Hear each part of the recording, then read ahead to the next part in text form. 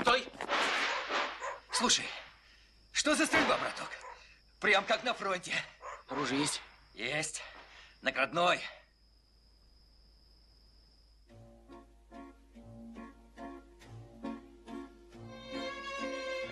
Здравия желаю, докладывает младший сержант Синичкина. Вызов ложный. Ребенок жив. Подкидыш.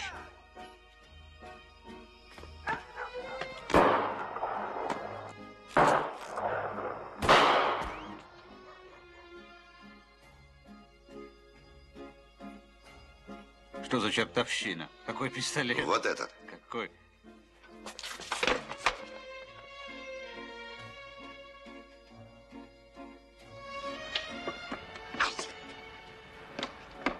Откуда мне знать? Может быть, убила ты женщину, а браслетик ее себе на руку, а что? Это мне Валька Коптеный вчера подарил. Ну, кайся быстрее. Где взял браслетик? Я не понимаю, о чем вы говорите. Браслетик с серебряным, со змейкой червленой и одним изумрудным глазком, какой ты Маньке подарил. Ничего я ей не дарил. Ты мне толкуешь про одну вещицу, как она к тебе попала, где и когда. Вот эту. На прошлой неделе в Верхе-Мадийский банк. Сообразили. Вот я Фокса его и выиграл. Коля, ты? Да, открывай. Ой, кто это? Значит так, Вера. Теперь в доме у тебя постоянно будут дежурить наши сотрудники. Ясно? И зачем? Затем, что в доме у тебя будет засада. Пока Фокс не заявится. Деда!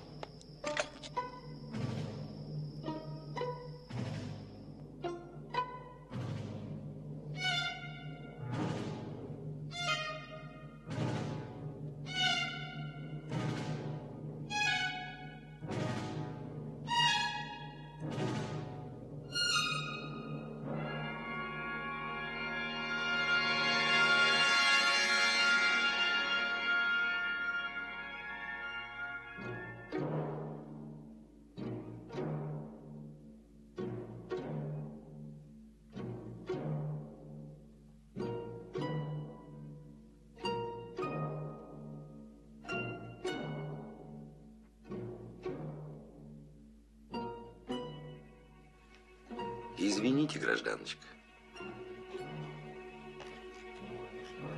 Слушай, Глеб, зачем они это делают? Я так думаю, что по кошке-то этой найти их легче будет. Улика ведь. Так-то оно так, кто знает.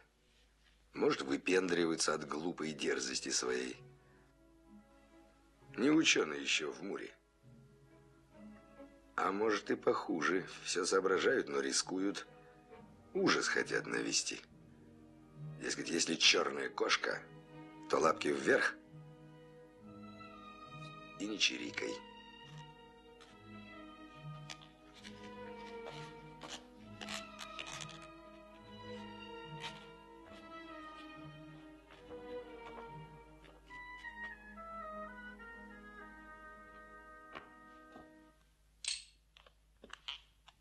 Тот же почерк. Обрати внимание, душка как будто перекушена. Не перепилена, а перекушена.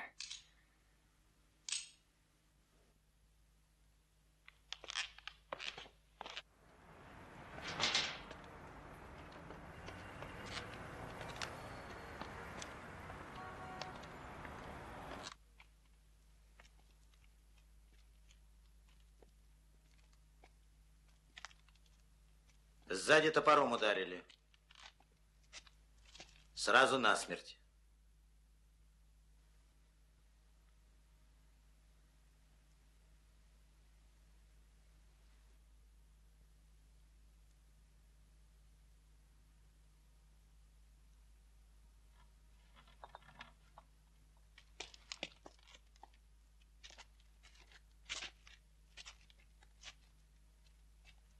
Понимаете, магазин очень длинный. Пока снаружи обойдешь, в 10 местах могут залезть. Вы, пожалуйста.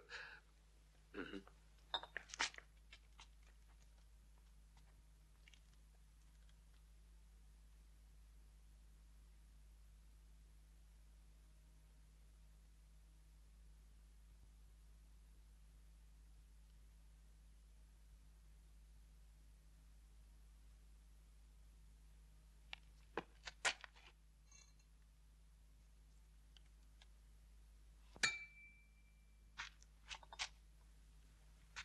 То есть ты хочешь сказать, что убийца был очень маленького роста? Выходит, так? А но маленький человек должен оставлять маленькие следы. Искали? А мы на маленькие следы не натыкались. Но удар нанесен с большой силой. Нормальный человек может нанести удар только сбоку. А здесь удар нанесен сверху. Заметили? Да, факт любопытный. Надо записать в протокол, потом подумать. Угу. Слушай, Глеб, Ну? в Польше у меня был случай такой. Стояли мы в деревеньке одной. Так вот, хозяин мой, он горбун был, понимаешь? Так силище обладал, неимоверный совершенно. Он под нашего битяга, но першерон у нас были такие, 70-миллиметровые орудия таскали, подлез однажды и поднял его. Ей-богу, не вру. Молодец, Шарапов, хорошо мыслишь, разведка. Это нам здорово поможет, а? А як же? Горбуна легше шукать. Вот так. Хвалю, Володя. Продолжать осмотр.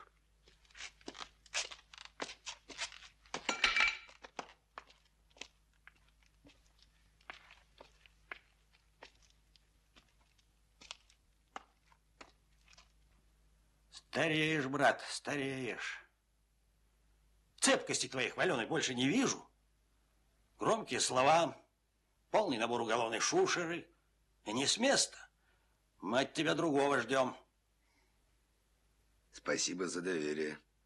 Спасибо, хоть еще чего-то ждете от меня. Это что же получается? Вся Москва слухами полнится. Завелась, мол, черная кошка, житья от этой банды нет. Так что активизируйся, Жеглов. С этого дня все дела по боку и занимайся только черной кошкой. Люди освободятся, дадим в помощь. Свободен.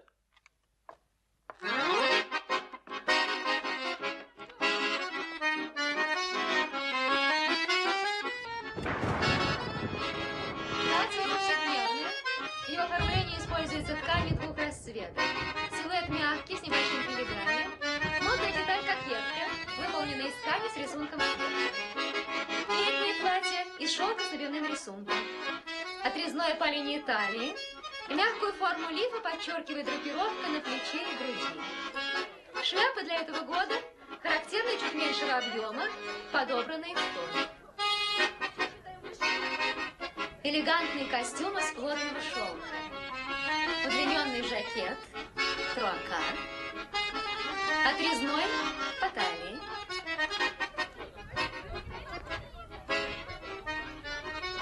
Отделка тесьма. Юбка оформлена мелкими складками, застроченными до линии бедра. Нарядность костюма придает блуза с воротником в виде мягкого банта из шелка.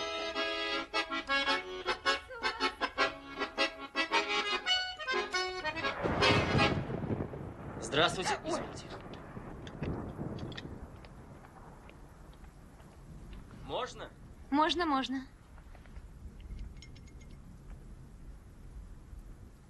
Извините, я из уголовного розыска. Что-что? Из уголовного розыска? Да, у нас к вам дело. Вы Соболевская? До свидания. До свидания.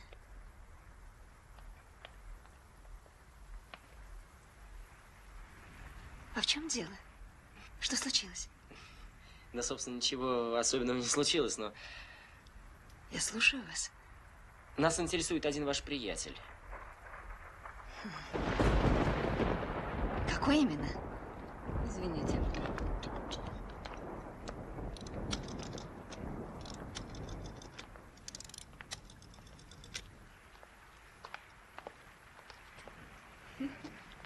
До свидания. До свидания, до свидания. До свидания. Так тоже именно? Фокс. А, вот что. Вы его хорошо знали?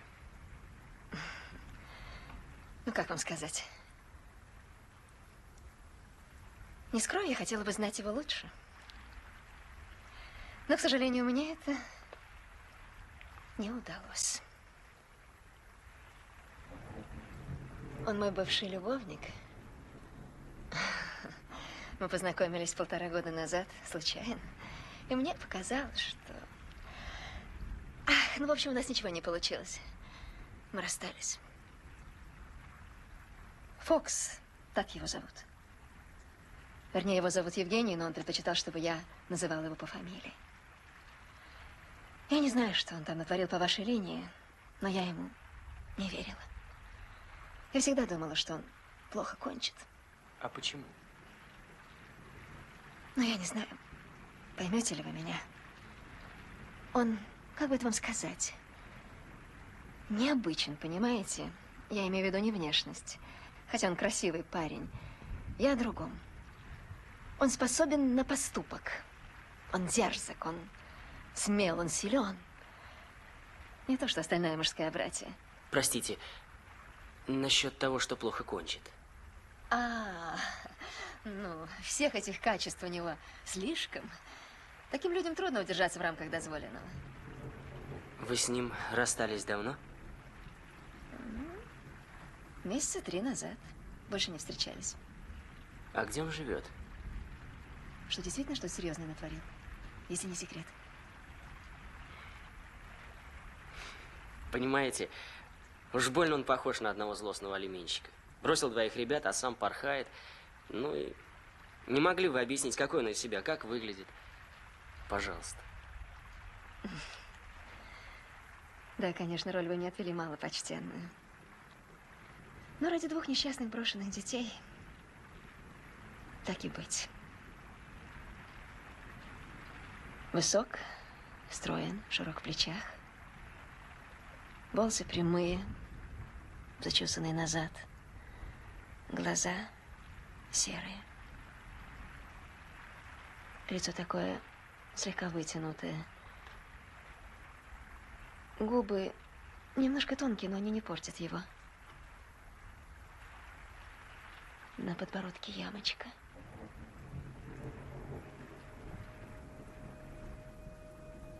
Решителен и умен.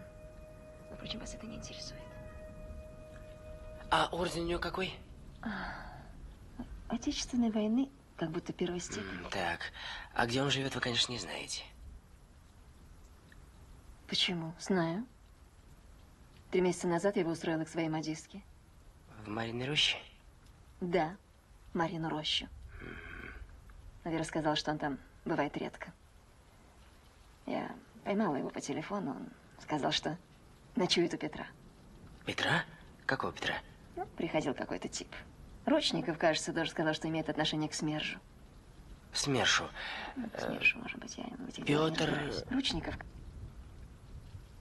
Петр Ручников. Слушай, Глеб, никак у меня из головы не идет тот бандит. Какой? До которого я у склада упустил с орденом Отечественной войны. Что? Уж больно он похож на Фокса, как его Соболевская описывает.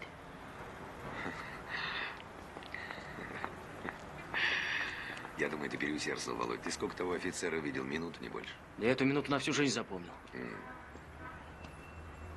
Да нет, не может быть. Не может быть, чтобы Груздев был связан с бандой. С одним человеком еще куда ни шло, а с бандой нет.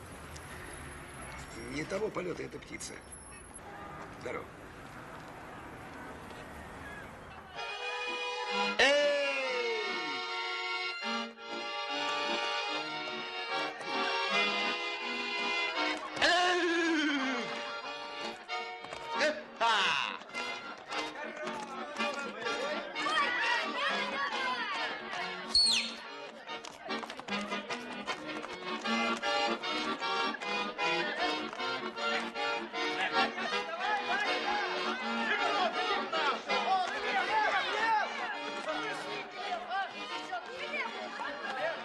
Здравствуйте, товарищ Шарапов.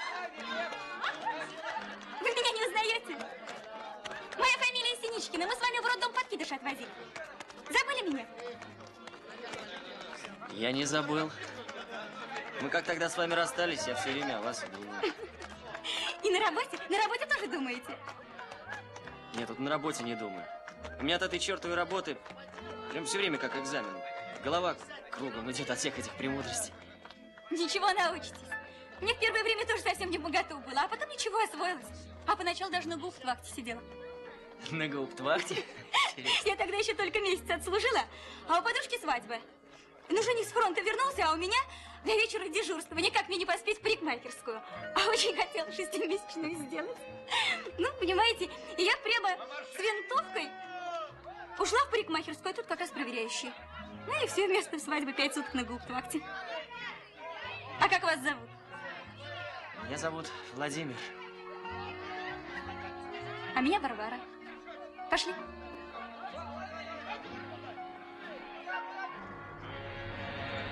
Мы идем на последнем крыле, под правительству творит, и машина летит на честном слове и на одном крыле.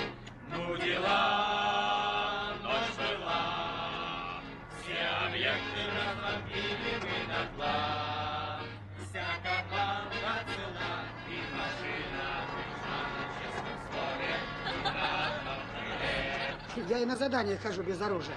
Меня бандиты боятся. У меня удар правый 95 килограмм. А что, сам Сигалович, чемпион Советского Союза по боксу, отказался от встречи со мной. Гриш, женись на мне. Я тебе никому в обиду не дам. Тем более какому-то Сигаловичу. Все объекты разбомбили мы дотла. Так пробить нас горит, и машина летит на честном слове и на одном крыле. Варечка, Варечка, что вы делаете в воскресенье? Еще не знаю. Давайте в парк сходим. Не знаю. Смотри, как Шарап на меня смотрит. Сам тут жизнь нарезан. Коля. Оп, хлопці, не журись. Да мне-то какое дело? Та я бачу, що тобі нема ніякого діла. Як тому цигану до лошаді. Гарна дівка. Тільки вона не для Тараскіна. Дуже він швидкий, як той фейерверк. І оконна замазка їй теж не нужна. Покажи характер. Вон мое окно.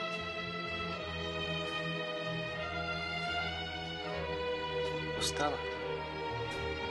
Да нет.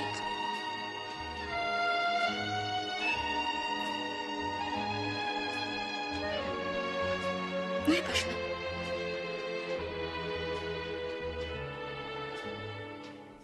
До свидания.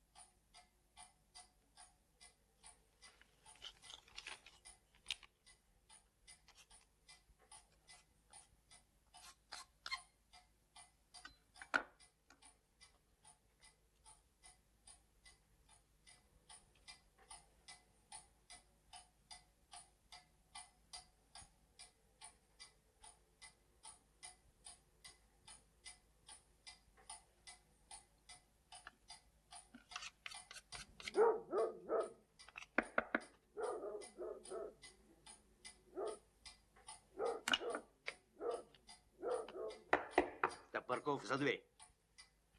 Верка, открой.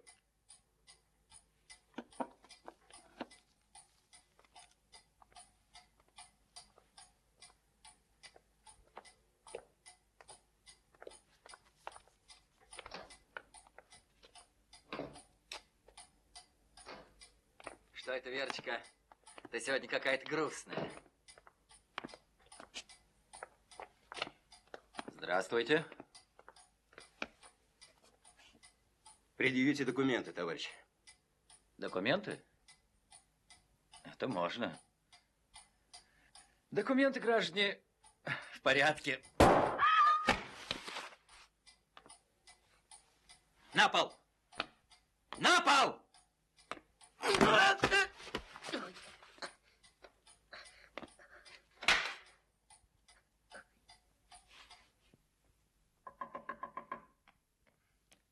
Открыто. Собирайтесь мигом. Засаду в Мариной роще перебили. Топорков тяжело ранен. Соловьев, слава богу, жив остался. Более ничего не знаю.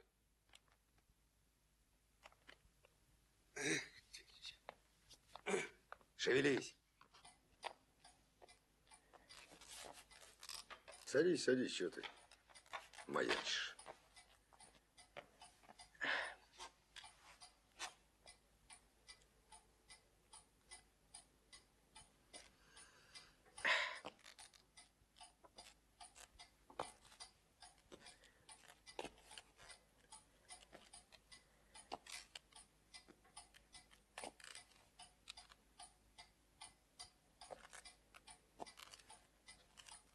Ну, рассказывай. Все по порядку. Значит так. Целый день все было спокойно. В 22:50 вдруг раздался стук в дверь. Я велел Верке впустить человека. Ах, даже вспомнить жутко. Что ты раскудахтался, как баба? Ты дело говори.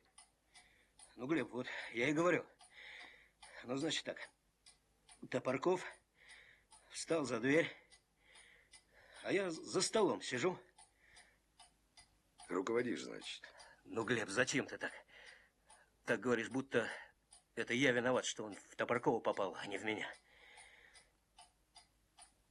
Ну вот, и он, значит, вошел, пока на свету в комнате не осмотрелся. Я ему говорю: предъявите ваши документы. Он так еще оглянулся, гад, засмеялся. И полез во внутренний карман пальто. И вдруг так бац прямо. И главное, быстро все произошло. Ну, выстрел тихий. Я даже не понял ничего. Он как звезданет меня пистолетом в лицо. Сознание из меня вон, а он упал, я бесчувственно, а он убежал. Врет он вам. Не падал он без чувствия. Молчать. Будешь говорить, когда я скажу. Говори, Вера, как дело было. Присел он от страха, когда Фокс в него из нагана стрельнул. А про свой-то наган забыл, а Фокс ему и говорит: лежи, говорит, смирно, коль тебе жизнь дорога. А мне, если узнаю, что на меня легавых навела, кишки, говорит, выпущу. Так, а этот? А что этот? Этот полежал маленько, да побег по телефону звонить. Я к вашему раненому-то подошла, в грудь его ранили. Глеб, ты... Да что ты? Ребята, вы... Ты что, этой воровке поверил? Ты мне, своему товарищу, не веришь? Ты мне не товарищ. Ты гадина и трус. Ты не имеешь права. Меня ранили. Лучше бы он тебя застрелил. С мертвых спросу меньше. А на нас позору несмываемого. Да ты что? Ты что, Глеб? Я не испугался. Я потерял сознание. Ты не сознание. Ты совесть потерял. Ты, когда пистолет он на тебя навел, не про долг свой думал, не про товарищей своих убитых, а про 50 тысяч выигранных. Да про домик в Жаворонках с коровой, да с кабанчиком. Да! Да! И про детишек своих тоже подумал. Если меня убьют, ты что ли, горлопан, кормить их будешь? Ты их в люди выведешь? Я давно заметил, с тех пор, как выигрыш выпал мне. Возненавидели вы меня. И все вы стали по-другому ко мне относиться. Все стали по-другому смотреть. Как будто я украл этот выигрыш, а не государство мне дало. Что я не пробил с вами, не растранжирил свое кровное. А государство мне дало. Надо было пробить с вами. Конечно. Это он Фоксу сказал, что вы его здесь дожидались. Что? Что ты сказала? А что слышал, то сказала.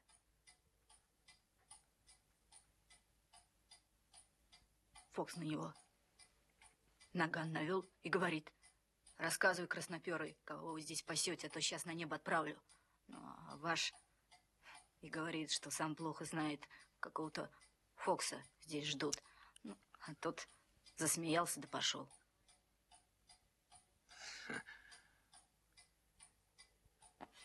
Она правду говорит? Будь ты проклят, гад. Ты всех нас, и тех, которые умерли, но пули бандитской не испугались, всех Всех нас продал. Из-за тебя бандиты будут думать, что они муровца могут напугать. Оружие. Сдать оружие.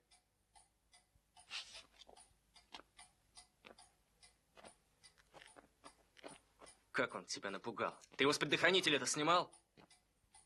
Вернись. Удостоверение. Скорее.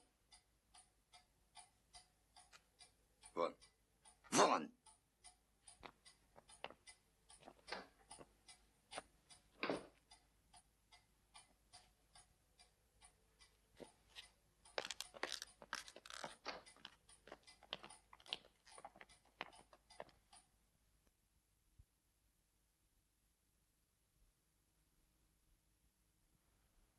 Засиделись мы у вас, Михаил Михайлович. Да сидите, сидите. Я все равно не сплю с этими записками тут.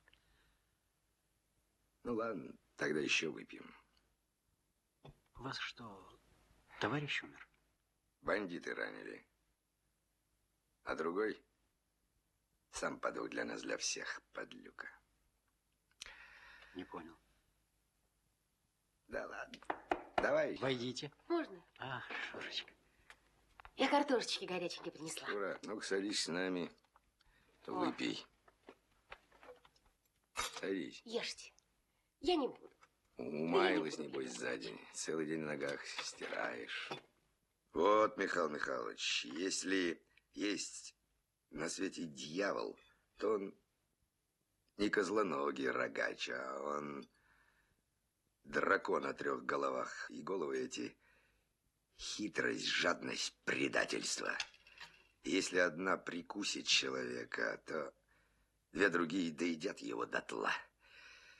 Давай же, Шарапов, поклянемся с тобой рубить эти проклятые головы, пока сабли не затупятся. А там пусть нас к чертовой матери посылают на пенсию, и сказки нашей конец. Они и меня могут, как Топоркова, но напугать Жиглова кишка тонка. Я их выползней поганых давил и давить буду. Да ничего страшного, не так уж часто мы собираемся. А проживу я их всех дольше, чтобы вбить кол осиновый в их поганую яму. В общем, у Васи Векшина 2 сестрички остались, а бандит где-то ходит по земле, жирует, сволочь. Храбрости ума мало. Что же вам еще понадобилось? Мы пережили страшную войну, может быть, самую страшную в истории человечества войну.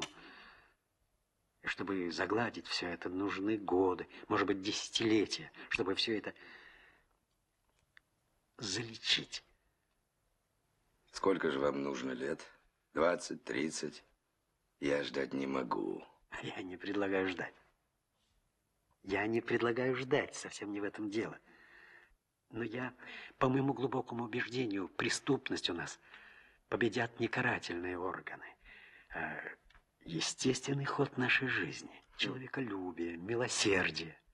Милосердие — поповское слово. Нет, Михаил Михайлович. С бандюгами покончим мы, то есть карательные органы. Ошибаетесь, молодые люди. Милосердие – это доброта и мудрость. Это та форма существования, о которой я мечтаю, к которой все мы стремимся, в конце концов. Может быть, кто знает, сейчас в бедности, скудости, нищете, лишениях зарождается эпоха. Да не эпоха, эра милосердия. Именно эра милосердия. Спортивный день Москвы. На стадионе «Динамо» в очередном матче на первенство СССР вчера встретились футбольные команды спортивных обществ «Зенит», «Ленинград» и «Динамо Москва». Игра закончилась 18-й победой москвичей. Они забили в ворота ленинградцев 5 мячей и пропустили в свои ворота 1. После вчерашнего матча московская команда общества «Динамо». А я раньше освободилась. Думала, долго ждать придется. Я как чувствовал, тоже пришел. Немного раньше. Вы так хорошо выглядите, Варенька. Володя, мы же договорились на то. Да, но мы так давно с вами не виделись, что... А у нас большая радость. Какая? Нас всех женский персонал должны скоро демилитаризовать. А, я слышал. Вопрос уже решенный. Скорее бы. В институте много нагонять придется. Я за 2 года все перезабыла.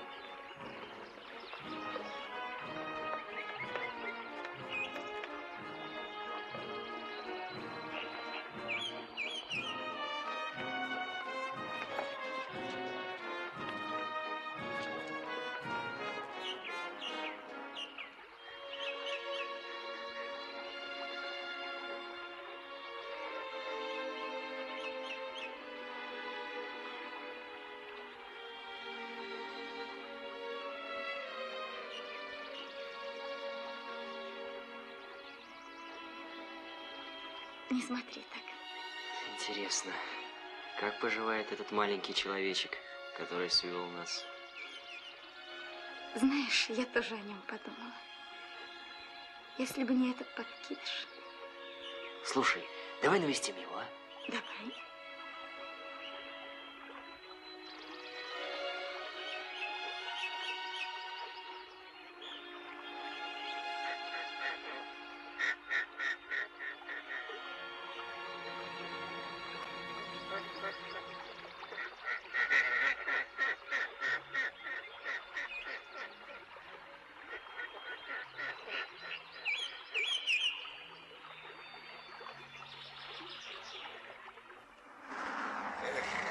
Заловить сегодня с тобой ручечника. Цены нам не было. А то придется весь репертуар Большого театра пересмотреть. Глеб, а откуда у него кличка такая, ручечник? Да, это довольно смешная история. Мы даже сначала думали от его прежней профессии ручки вышибать. Как это? А очень просто. Встречает он, например, какого-нибудь джентльмена, желательно, конечно, иностранца, или вот просто тебя, и начинает его стукать по всем местам и кричать там: «Дорогой мой, как мы с тобой долго не видались, да ты что?» В общем, декорация такая, вроде он обознался. Потом, конечно, извиняется, краснеет и уходит. А смысл? Твоя авторучка. Он так ловко хлопает по всем карманам, что выбивает авторучку, а если, конечно, повезет, то и бумажник. Кстати, хороший Паркер с золотым пером 1000 рублей стоит. А потом уже, когда поймали мы его с поличным, выяснилось, что и фамилия у него тоже подходящая. Ручников. А ты в лицо его знаешь? Да это не важно. Главное, чтобы он нас с тобой в лицо не знал. Тут, как говорят французы, «cherchez les femmes». В общем, как увидишь самую красивую женщину в театре, знаешь, что ручник где-нибудь рядом вьется. Почему? У него метод работать только с красивыми. Заходят они в какой-нибудь коммерческий ресторан или там в театр и начинают пасти парочку в дорогих шубах. Ручник, когда ему удается, достает у кавалера из кармана номерок, а она получает в гардеробе шубу и отваливает, и все. Можно подумать, что некрасивый по номерку шубу получить не может. Не скажи. Красивая женщина сама по себе отвлекает внимание. Приятно сделать что-нибудь хорошее, верно? Ну, а потом ему барыши, может быть, с красивой делить приятнее, а? Вот. В этом и есть вся его гнусная психология. Он их использует как воровской инструмент какой-то вроде Фомки. Обидно. Ведь если красивая могла бы осчастливить какого-нибудь человека на всю жизнь. Что? Могла бы осчастливить на всю жизнь какого-нибудь человека. Могла бы, могла бы. Так, пора нам с тобой, Володя. Пошли. Без места. Пропуск будет без места, товарищи. Мест нет. Пожалуйста. Гражданин. Товарищ, я же... Вот вам. Товарищ, я же вам объясняю. На сегодня ничего нет. Ну, товарищи, и вам не будет... Вам звонили по поводу нас. Одну минутку. Товарищ, я спрошу всех выйти. Ну, попозже. Ко мне нужно зайти попозже. Но сегодня мест не будет. Не будет, товарищ. Молодой человек, пройдите, пожалуйста. Я вас очень прошу на сегодня. Нет, туда, пожалуйста. Я вас очень прошу, пожалуйста, туда. Я вас слушаю, товарищи. Нам нужно 2 места на сегодняшний спектакль. Да как же вам не стыдно? Звонили из уголовного розыска. Оказывается, по поводу билетов. Да вы видите, у меня герои войны. Я им не только билетов, я им контрамарку дать не могу. Товарищ, вы поняли, кто к вам пришел? Начальник отдела по борьбе с бандитизмом. С бандитизмом, понимаете? Так что вы нам не только контрамарку, вы нам билеты с местами еще там, где мы вам укажем. Раздевайся, Шарапов.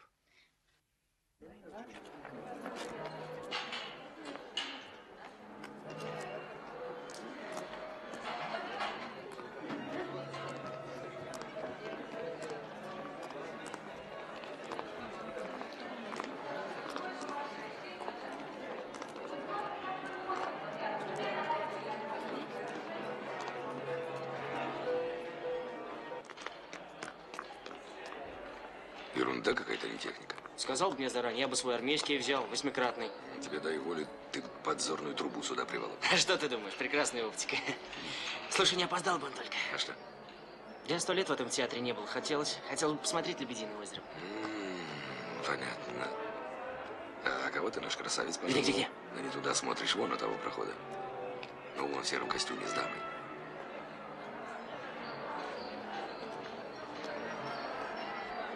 Слушай, что, он хромой, что ли?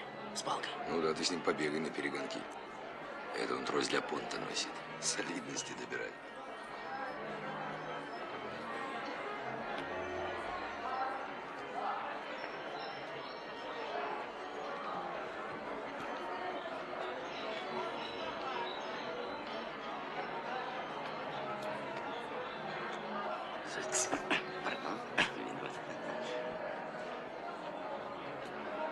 Пошли.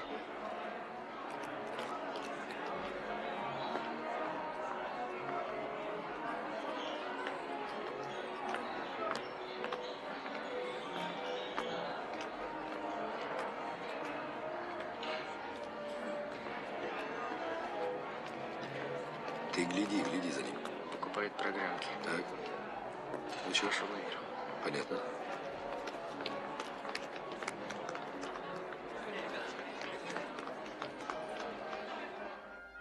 Товарищи, извините, пожалуйста, у нас произошло недоразумение. На эти места двойные билеты. Прошу вас, пересядьте в центр. В центре. Пожалуйста, вон 2 места. Прошу вас. Проходите. Проходите, пожалуйста. Благодарим. Извините, граждане. Вот он. В первой ложе 2-й ряд.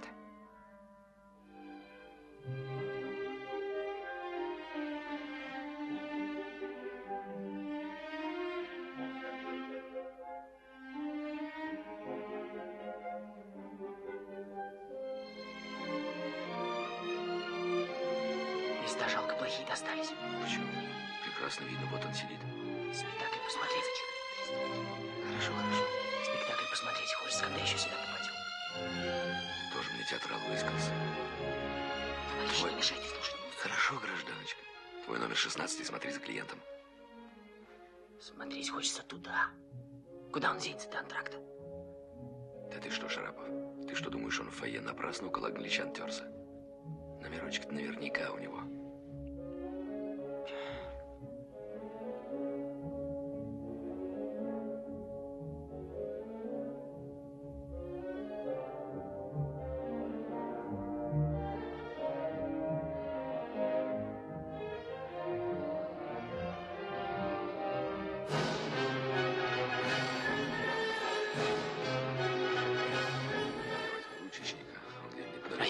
А ты перехвати ее у двери, только не забудь, дай ей надеть шубу. Значит, давай сюда.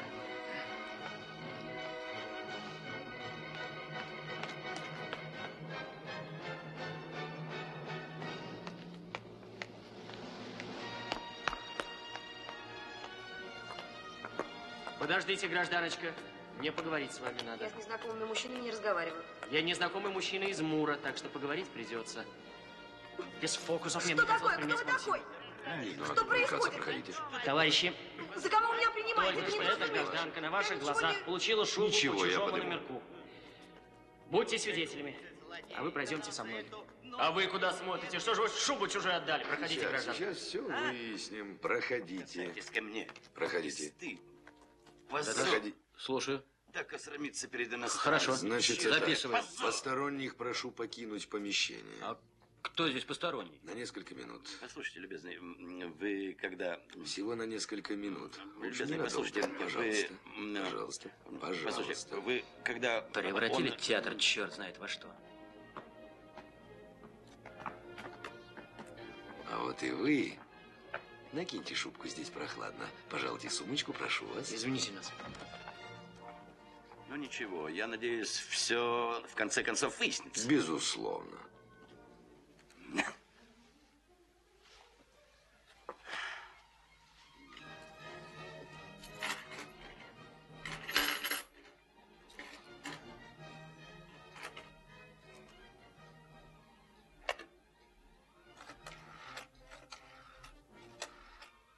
Алло?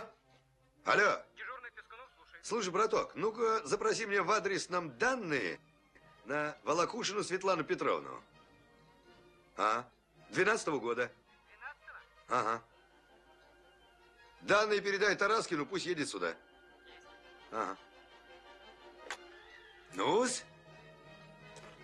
Дорогие граждане-уголовнички, приступим к делу.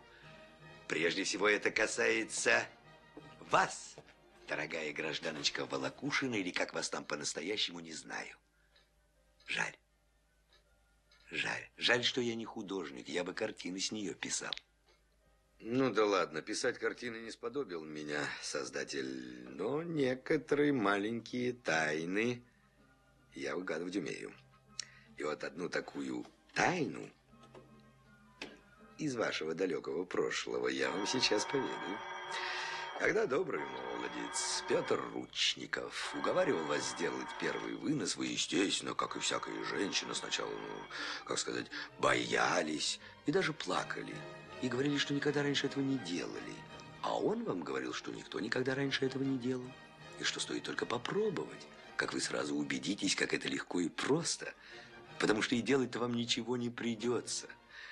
Потому что все заключается в его умении вынуть номерок у фраера ушастого.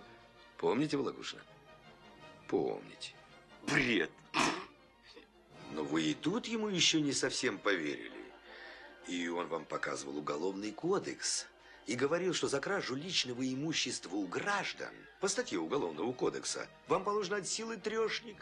Да и то это в самом пиковом случае. А такого случая при его умении и вашей красоте и быть не может. И однажды уговорил. Тебе бы не картины, начальник.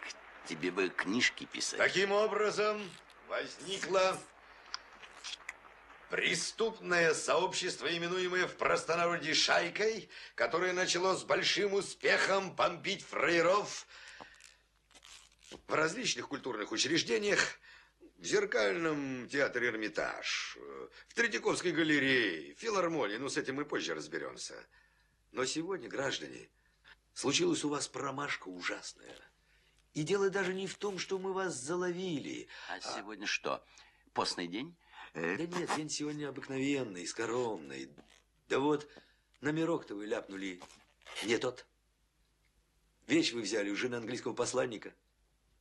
А по международным соглашениям за шубку норковую стоимостью в 100 тысяч, всего-навсего, платить придется администрации Большого театра, то есть государственному учреждению. Усекаешь, Ручников? О чем я толкую? Указ 7-8 шьешь, начальник. Я шью? Да при чем здесь я?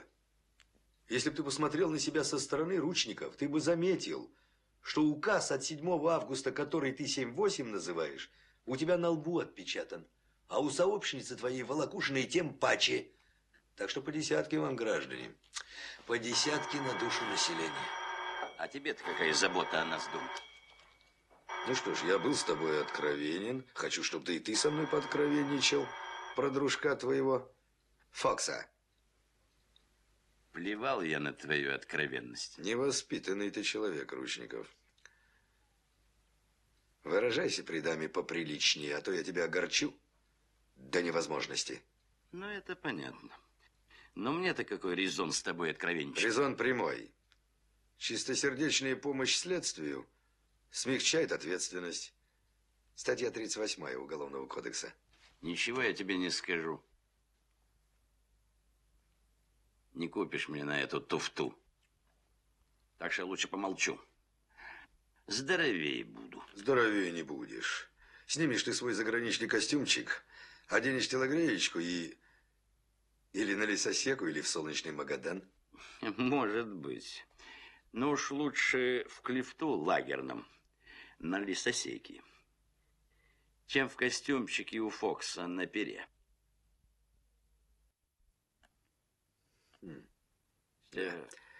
Что пялишься?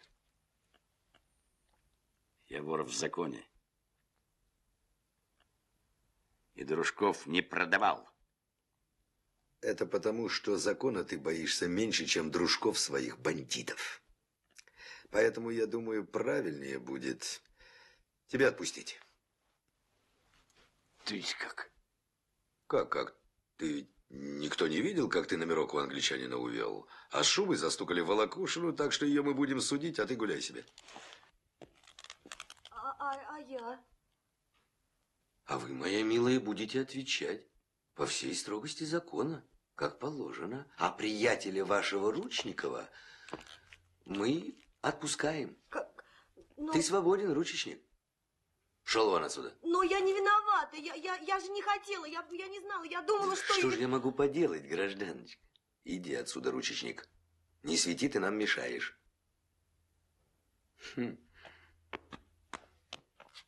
Проводи его, Шарапов. До автобуса. Так же нельзя, вы работаете в Большом театре. Кто бы мог подумать? Ничего, я дорогу знаю, спасибо. Хорошо, но со мной будет надежнее. Особо ценный фрукт. Что с ним? Отведешь его в Фердинанд и подождешь нас. Меня отпустили. Не имеешь права, старший приказал. Давай, шагай. Нет, но старший приказал. Все ясно, твое место в буфете. Пойдем. Светлана Петровна, мне лично вы глубоко симпатичны, только поэтому я и веду с вами эти разговоры. Нужно было просто отправить вас в тюрьму. Нет! Ну, а дней через 20 дело уже в суде.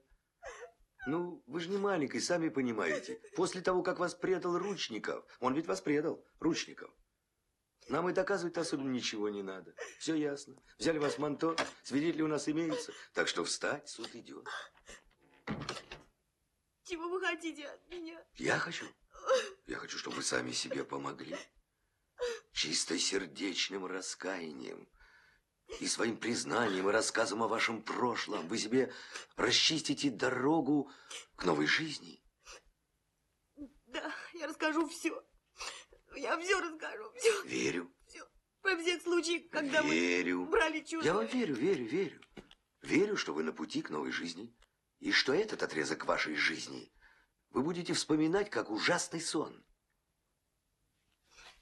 Но для начала у меня к вам есть один маленький вопрос. Один маленький вопрос, просто для того, чтобы проверить вашу искренность. Да, спрашивайте, да. Вы ведь часто с Ручником встречали Фокса? Когда это было последний раз? Это было дней 5 назад, может быть, 6. Где? В коммерческом ресторане «Астория». Он был один? Да, он был один. А у них что, общие дела с Ручниковым?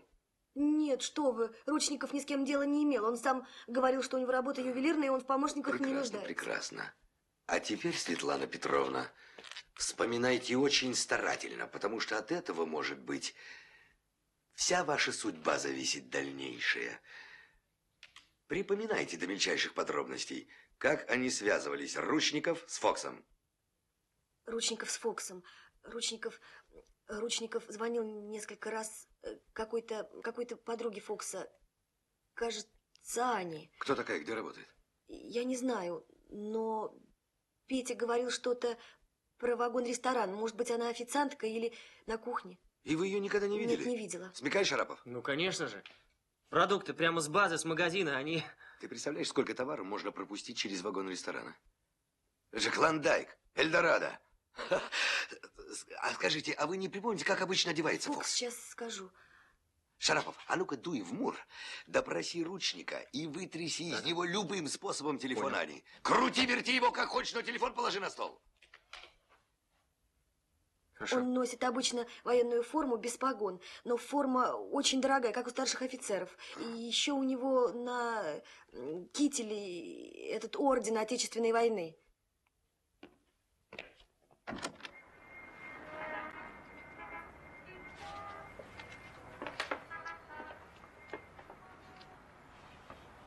А ну-ка дай книжечку сюда.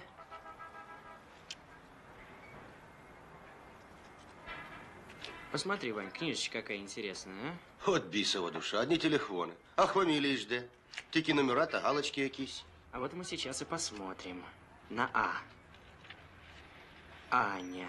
Так там тільки один телефон. Слушай, Вань, хочешь позвонить одной милой женщине? Если ты ей понравишься, она тебя в вагоне-ресторане прокатит. Накормит до отвала. Не откажусь. Говори номерок, наладим связь. А номерок такой. К4. 16. 32. Ну так что? Что они передают? Для Фокса поклон? Кабы при моей работе бабы не нужны были, я бы с ними слова не сказал. Языком метут, как метлой машут. Заразы. Копытин! Давай на Петру.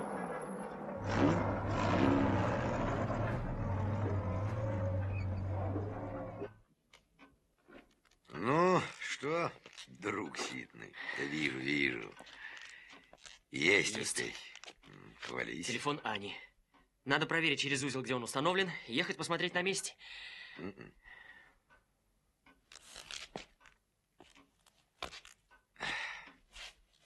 Что, не надо?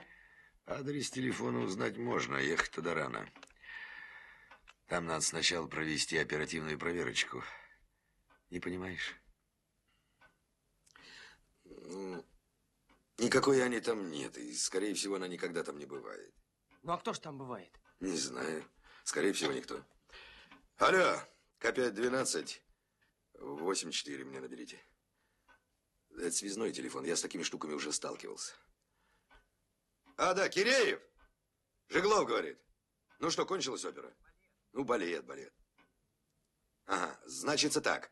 Появится этот англичанин, веди его в администраторскую и составьте протокол опознания шубы. Это первое. Второе. Обязательно возьми с него расписочку, что шуба возвращена ему в полной целости и сохранности. Вот так. А какие еще разговоры? А ты ему тогда скажи, что у них в Англии не меньше нашего воруют. Да-да. А правопорядок в стране определяется не наличием воров, а умением властей их обезвреживать. Вот так. Ага. Да, забеги в дежурную часть, зарегистрируй на нашу группу раскрытие кражи, ладно? Ну, договорились. Так ты объясни, не выпендривайся. Да я не выпендриваюсь, Володь. Я что-то устал за эти дни. А насчет телефона мыслю так. Сидит около аппарата совсем никчемный человек, попка, понимаешь? Ну, он спрашивает, кто звонил, потом ему перезванивают Аня или Фокс, он передает. Понимаешь теперь? Но все-таки нужно попытать этот вариант, вдруг это не так. Обязательно попытаем, Володя. Тем более нам эту Аню надо теперь найти позарез. И если мы ее с тобой вычислим, мы и Фокса обязательно возьмем. Это тебе не Соболевская, а тут у него любовь с интересом, тут у него лежбище. Глеб, я разбирался с письмами, которые у Ларисы Груздевой были. И одно из них вроде любопытное. Подруга ей пишет, Ира, о том, что разошлась со своим дружком. Так вот, в конце письма она ее предупреждает. Если он появится на твоем горизонте, будь с ним поосторожней, голубушка. Ну, это дела амурные. Хотя вот что. Ты съезди туда. Какой адрес? Божедомка. На Божедомке? На Божедомке. Ира на Божедомке? Ира.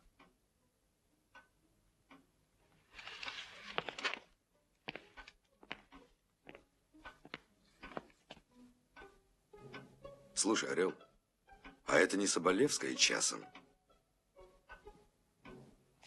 Эх ты и сыщик, прах тебя побери.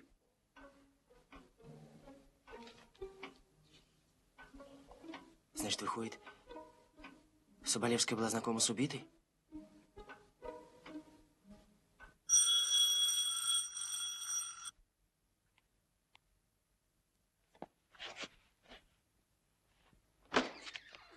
Ой, извините, пожалуйста, проходите.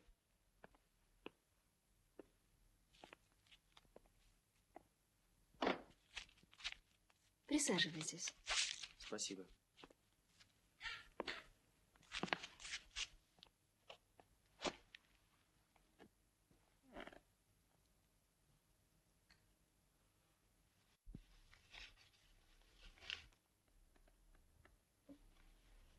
Я знала, что вы вернетесь. Вы почему мне не сказали, что ваше замечательное приключение Фокс причастен к убийству Ларисы Груздевой?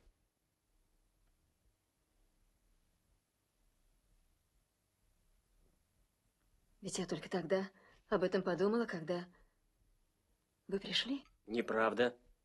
Вы об этом давным-давно в письме Ларису предупредили.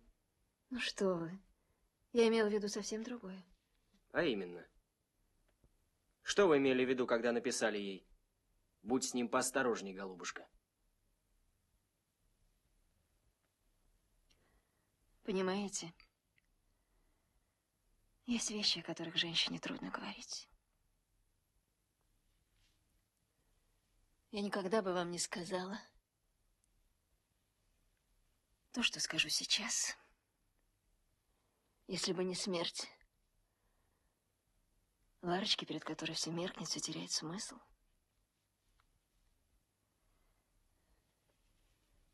Одним словом, Фокс бросил меня, чтобы заняться Ларочкой. Она на 10 лет моложе меня. Я не сердилась, я жалела ее. Я говорила и предупреждала ей, что все это плохо кончится. Но я не могла предвидеть такого конца. А сейчас?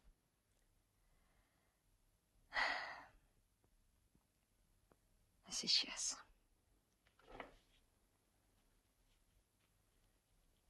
А сейчас я знаю то, что знают все.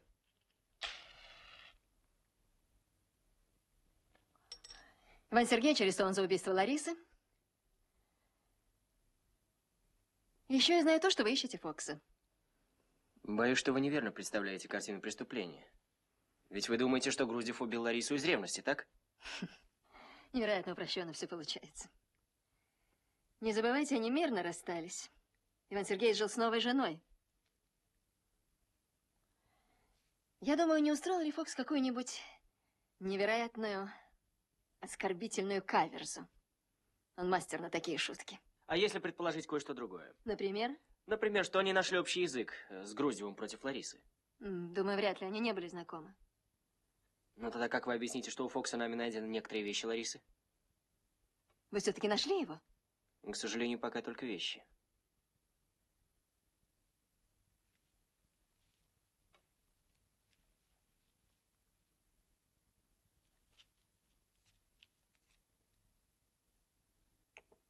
А знаете, несмотря ни на что, Лариса была иногда со мной откровенна. Незадолго до смерти она мимоходом сказала мне, что Фокс сделал ей предложение, что уговаривал бросить сырую, слякотную Москву, уехать к нему на родину в Крым. У него есть на примете недорогая, но очень хорошая дача. Директор местного театра – его друг, который ему во всем в жизни обязан, так что карьера Ларочки обеспечена. Так уже теплее. Но я не стала ее отговаривать, потому что, сами понимаете, могла подумать, что из ревности и все такое прочее. Но, видимо, она так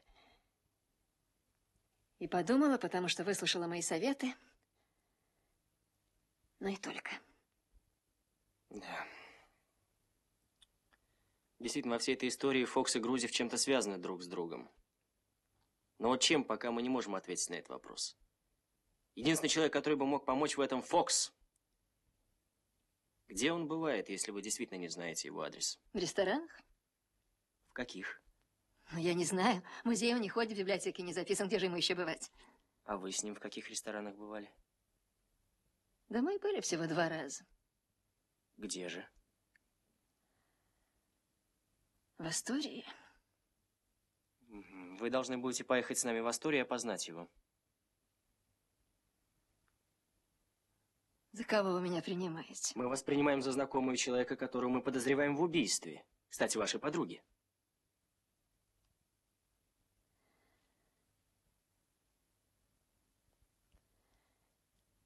Доносить на близкого мне человека, даже если он оказался прохвостом, я не стану.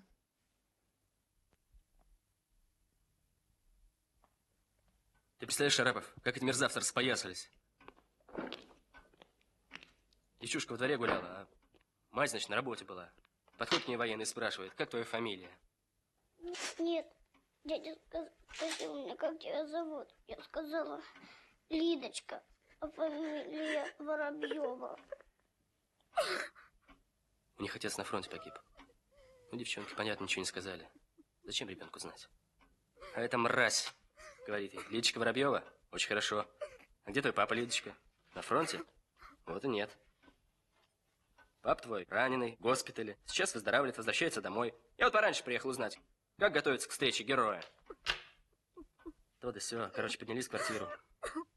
Дал 30-ку девчонке, замороженным послал. Когда вернулся, уже и след простыл. И все, сволочь, из квартиры вынес. В истерике была мать. Понятно, не по вещам, по отцу убивалась. Да не реви ты, ради бога. Я эту скотину из-под земли достану. Из кожи вылезу, а найду. Коля, слушай, ты случайно здесь дело не видел на столе? Откуда? Меня не было. Здорово, Шарапов. Ну что слышно на белом свете и в его окрестностях? Пора перестать плакать, малышка. И вы, гражданочка, успокойтесь. Мне с делом работать надо, а ты забрал, не сказавши адреса. Какого адреса? Ну, дело у меня уголовное, Грузевское, на столе лежало. Здесь. Стараемся найти. Дело Грузевское? У тебя на столе лежало? Ну и где оно теперь? Не знаю. Я подумал, ты взял. Да ты что говоришь, Шарапов, ты соображаешь или нет? Но у тебя на столе лежало дело. Когда? Ну, это когда я письмо Соболевской к подруге читал. Потом еще к ней поехал, дело на столе оставалось. Вот здесь вот. Знаешь что, Тараскин, возьми людей, перейдите в другой кабинет. А то мы вам помешаем. Идите, гражданочка, идите спокойно. Я постараюсь найти обязательно.